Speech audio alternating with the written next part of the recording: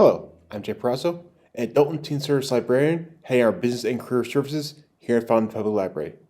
Today I'd like to talk about this book right here, On the Clock, What Low-Wage Work Did to Me and How It Drives Americans Insane by Emily Guendelsberger. The author, a former editor, details her time as an undercover investigative reporter working at an Amazon fulfillment center, converted call center, and a busy McDonald's in San Francisco.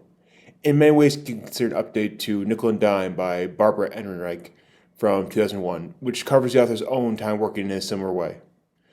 On the Clock highlights the startling changes in the American workplace, most notably around the concept of a cyborg job.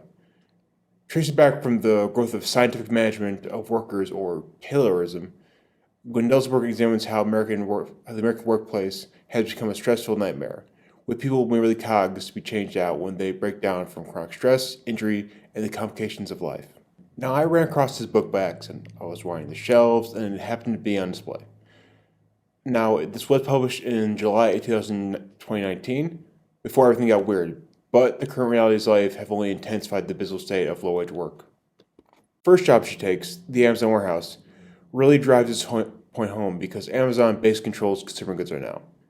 It's a job that it's possible most people learn, but it's not something you can do forever.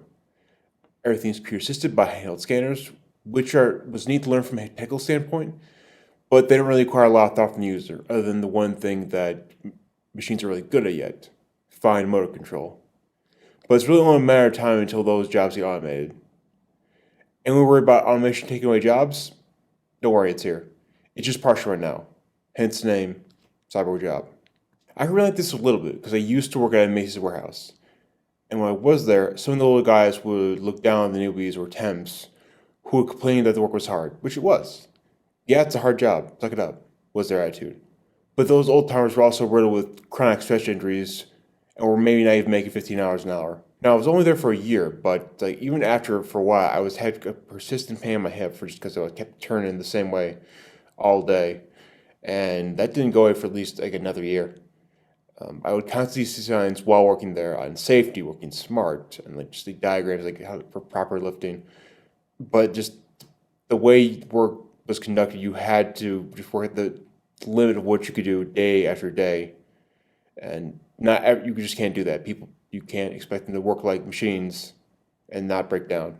Now, this work wouldn't be that much of a problem if it paid enough. And at least in the case of Amazon, they did raise their nominal wage to $15 an hour a couple years ago, and publicly support efforts to raise it nationally.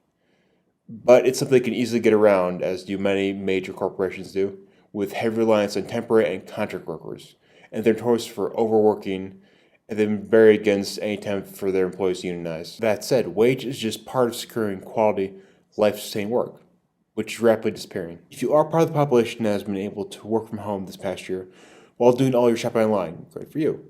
But that still leaves a large percentage of the population who have to keep working in hard and hazardous jobs to get your packages to you.